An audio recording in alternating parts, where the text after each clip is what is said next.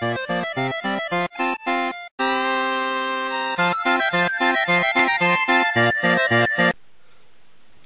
it's Wednesday. Don't know it's April 28th, 2010. Today is your Saboteur review. Hold where I actually can see it. There you go. It's a game that was recommended to me by many people, and I thank you for that recommendation, because what the review you're about to hear is an excellent review. Let's start. Storyline. I'm going to give the story a 5 out of 5. Here's the story. Basically, you'll learn this within the first 10 or 20 minutes of the game, so there's no spoilers. You play as Sean Devlin. He's an Irish racer during World War II. It's like before World War II it takes place. He's a racer. He's racing in a race with a bunch of other people, and basically he's about to win the race. It's in Nazi Germany at the time. And a guy named Dierker cheats and shoots out Devlin's tire, causing him to lose the race. So Devlin's angry about this, so him and a friend sneak over to where Dierker's car is, and they sabotage it by throwing it off a cliff. In this process, they are captured by the Nazi army, and they are taken hostage and tortured. Devlin's friend gets tortured and killed, while Devlin is able to escape and run over to Paris, France, where he hides. A couple years later, he finds out that Dierker has become a commandant for the Nazi army, and he is in control of the Paris occupation of Nazi France. So Devlin takes over, and he joins a resistance group in hopes of getting vengeance for his friend that died from the Nazis. That's pretty much it, and I will say it is a pretty awesome storyline. One of the best.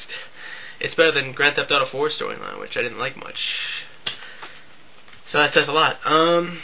Let's move on. Graphics, I'm going to give it a 4 out of 5. The graphics of Paris, France are awesome, but there are some problems. You may find that while you're driving towards stuff just magically appears in front of you, which can be annoying when you're driving, because a pedestrian appears in front of you, then you lose control of your car. I mean, it's a great scenic view. You go to the top of the Eiffel Tower, and it's just breathtaking. There are so many different monuments in the game for you to look at. And Paris, France really does look like Paris, France. Even though I had never seen it, from picture view, it looks pretty much the same as reality would look like.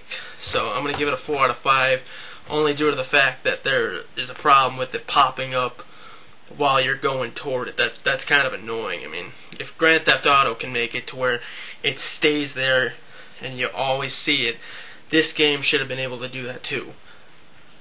Alright, controls. I never had a problem with the controls. They are excellent. They're pretty much your basic controls. It might take a little bit of time getting used to them. I would explain them out here, but it would be a complicated process to try to explain it, but I'm going to definitely give it a 5 out of 5 for your control scheme. What else we got here? Achievements. I believe there are 46 achievements in the game. 45, 46, can't remember. They're all pretty easy. I mean, there's some time-consuming ones that'll take you a while, and there's some other ones that are just a complete pain in the ass. I had no problem getting all 50 of them, so if I can do it, you can do it. I mean, it only takes time. Once you beat the main storyline, which is about a couple hours, that you have all these different kinds of side quests that are really fun to do. I never got bored of the game once. So I'm going to give the achievements a 5 out of 5, even though they're really easy. They're still fun achievements to try to get. I bought the game used, and I got this downloadable code in the game, and I was surprised to find out that this code hadn't been used before. Basically what this downloadable content is, it's kind of useless. It grants you, basically, there's like a burlesque house in the game, and all the women, if you have this code entered, all the women are topless, so you see boobs and stuff.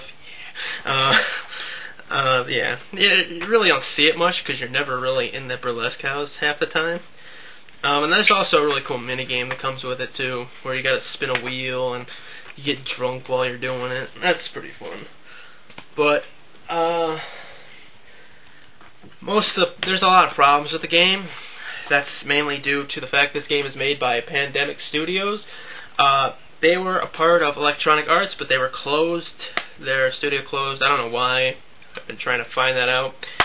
So basically, they haven't been able to make updates for this game to fix the glitches and stuff. I found a lot of glitches that kind of piss me off, like enemies randomly appearing in front of me, or me getting stuck in stuff. That gets annoying. That's why you should probably save as often as you can. There was one glitch where I hit a car, and my guy just randomly teleported out of the car up into the air, and I fell to my death, which was kind of stupid. Really pissed me off. Yeah. That's pretty much it. It's a definite buy. I would go out and buy that game right now if you have not played it yet, because you will love it. Unless you don't like World War II games, then you just suck. Yeah. Hopefully Electronic Arts will be smart and pass it over to another studio to make a second one, because I would love a second game of that. That was just an awesome game overall. That's it. Yeah. Look forward to seeing my review for Unreal Tournament 3 coming up. Brutal Legend review. I don't know when those are going to be, so don't ask. I'll let you know when I figure out a date. I got another part of this little review going on here, where I've watched all 6 all 6 Rocky movies, and I pretty much rated them. My top 5. That means one movie got left out. So which movie got left out? Well, you're about to find out.